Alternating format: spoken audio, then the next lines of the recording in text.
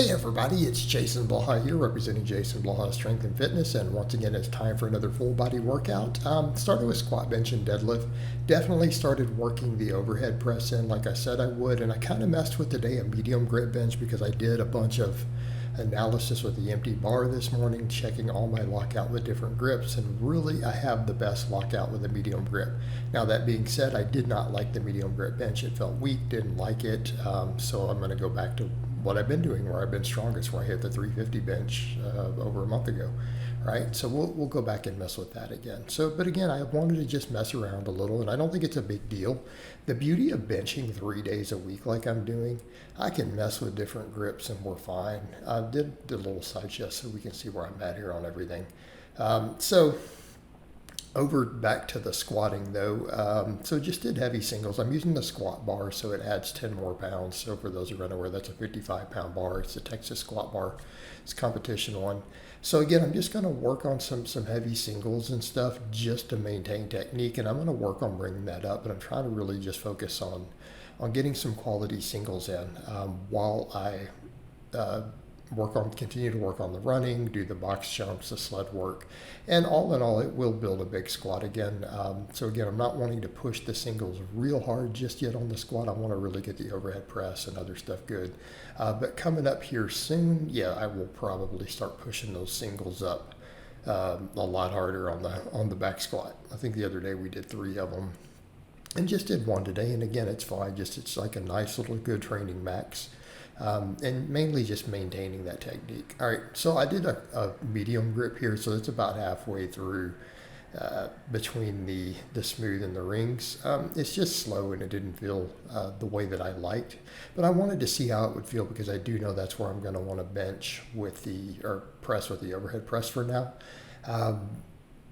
And I think, like I said, Friday we'll go back to the same grip we've been doing. We've been doing it for probably 80% of the training, and it's okay. Again, I like to experiment a little with grips and just see how they feel back and forth, and it's nice just for overuse. And again, the beauty of benching this often. But even then, the 315 felt pretty heavy, and then triples with 275 felt really heavy with this grip, so it felt possibly even weaker than my closed grip. But again, I wanted to mess with it a little bit just to change grips around sometimes. Not a bad call. But I think, yeah, pinky's just outside the rings is really where I feel good. Maybe that index, that ring finger on the rings is really where I've been strongest all year. And it makes sense. And again, it gives a lot of chest stimulus. I think that's where I'm going to stick, and I can just work overhead press, right, as a secondary press. But I'm going to have to make sure that I stop doing stuff like doing band work on the off days. Probably not helping my pressing. I really don't need any of it. As long as I'm benching, overhead pressing, I think we're good. And then the pull-ups will work long head of the tricep anymore. Because, if I do 3 sets of bench every workout, that's 9 sets of benching. That's a fair amount. Like, we're good. Deadlifts did a nice solid triple with 500. So again, fairly happy with that. Felt good. Just again, nice solid triple. Wasn't grindy, just a good quality work set. I could grind out a little more if I wanted to, but this is enough that we are getting quality stimulus. So happy with it. And I wanted to get over and push the overhead press. And yeah, I know my overhead press is going to be really weak. And yes, I know it still doesn't look like a full lockout. But I did a bunch of them this morning with different grips and filmed it and actually took and measured screenshots of it before the workout. I did it really early. Just to see, where my best lockout is. And it's right there. It's that grip. And so I'm trying to pause at the top, and that is 100% of my range of motion, and I did them all with the empty bar. So if someone says go lighter, it's like, well, I can't go lighter than the empty bar. So that's the range of motion, but I want to work it. I want to keep working it, and I do feel like I want to mess more with the pull-ups in that same position. So as much as I like the neutral grip, I can just do some hammer curls to make sure I get a little bit of that supine grip work, which will work just fine. I had the biggest arms I've ever had on camera. I trained like that. A few hammer curls here and there and just did pull-ups and pressing and some dips. So again, I did 3 sets of 5 just with 95 pounds. And I'm just going to build this up from here, and I'm going to work the range of motion that I have. And I'm not going to care what people think, because what you're going to tend to have when I do that, you'll see a lot of comments of 0, 0, 0. And it's like, well, okay, but I'm not going to not do the exercise. I feel like I get so much out of the press. And as I continue to get the shoulder health improving, it really is the bicep. Like now that I've assessed all of it, it really is the bicep. I never had a problem with the lockout till I started doing chin ups and underhand grip curls and all that stuff. That's pretty much what did me in, and I'm not the first person that's happened to. So that's been the interesting thing. And I've even seen Winning talk about that, like, oh, that'll ruin your shoulders, as you get older. So again, we're just going to avoid it, And even with the hammer curls, I need to make sure I don't bring them up to the face and work that long head of the bicep more, right? So just keep them down low. But I'm just going to, again, work the range of motion that I can, try to pause on a lot of the reps at the top at my full lockout, and just take it from there. And, we will work what we can, and that's all that we can do. But again, it's going to carry over to the benching. Like if I look where I tend to stick with that wide grip bench, that will actually help. So ironically, I'm really, really weak at the overhead, and the overhead will carry over to my benching weak link. So I think that'll be interesting to see how that goes. So I wanted to take a fairly similar grip on weighted pull-ups, and I went heavy. I went with a 45, so I can only do triples, because that's not the best, definitely not my strongest grip, and that's okay. It felt good, and I'll probably go a hair lighter this next workout. But I also, instead of doing a false grip, I'm doing a thumb over grip, because that's what I need to do for the overhead press. So again, I do want the pull-up to carry over. The bench doesn't need to. As much as I'll mess around with grip widths, the bench does not need to carry over, because it's not really in the same plane. But I do want the pull-ups to help the overhead press. So whatever grip I'm working with on the overhead press, I probably need to do pull-ups, and I need to do reps from a dead hang. So notice these are hanging reps, right? A lot of the reps are from a dead hang. So again, I want it to transfer over to stretching into that position for the overhead press, because I want a big press. I've already said again, I'm going to press 225 plus again strict. It's going to happen. I don't care what it takes. It's going to be a big part of what we do.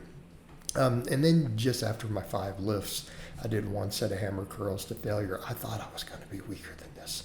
So I go, oh, the 38s, they'll be a challenging, 10, 11 rep set. I ended up doing 15.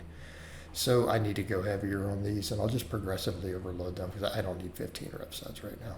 But they felt good, and the main thing is I'm keeping them down instead of rotating up, because I don't want to inflame that long head. And this will help me just avoid all that, right? It'll still build forearms, it'll build grip, it'll build biceps. And like I said, hammer curls with very low volumes were all I was doing when my arms were at their biggest, So I don't need any of the supine stuff. So I really want to focus on that overhead press, because that will also improve. As I get leaner, that'll improve my look too. The whole shoulder girdle and upper chest and tricep, that'll help bring. So then we did box jumps. I did 7 sets of these today. I just do them till kind of what feels good. Like I've had days where I've done 5 sets. I have days where I do 10. I could have done more.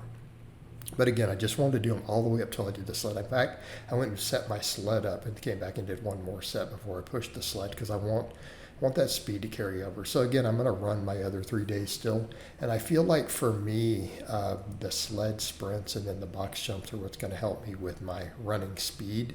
There's going to be carryover, even Louis Simmons always said that. There's going to be carryover, and then we'll run 3 days a week. But again, on the runs, I hit a 5K PR, and then, of course, yesterday we got stormed out, so my run got shorter. But yeah, I'm just going to work on just getting really good at running. And the time's improved as I did it already, so I'm not going to focus on, hey, let's push it a little time. Let's just get quality runs in 3 days a week. And as we just continue to focus on just adapting and getting conditioning up, the run times will just get better and better anyways. Like I don't have to forcibly progress on those. There's no need. Not really necessary. Just getting leaner will help. Continuing to do the box work will help. And the box work and the sled work will carry over to the squat. So I'm like, I don't need a lot of squat volume. Let's just go heavy and just start ramping those singles up. And all this stuff will carry over to it. I think people forget that, when we're talking about these things. It's like, no, there's carryover, right? Just like these carry over to the running, to the jogging. The jogging will get me in better shape, which will improve recovery from workout. So again, we'll just focus on the well-rounded. So notice we do heavy work. We do a little bit of rep work for hypertrophy. We do jumping for power. We do sleds for GPP and conditioning. And then I run for overall cardio. And then I do less on the bike later. So we'll get a bike here and later, try to do at least an hour. Stream all of it, right? We stream the bike work. And yeah, just make the most of it, you know. Then here's my sled. So I push it down, you know, not super fast on the way down, and I come back and I sprint it on the way back. These sprints are getting easier, though. I almost feel like I might need to add some more weight to this sled because they're not really winding me as much as they used to. So I'm just getting used to it, right?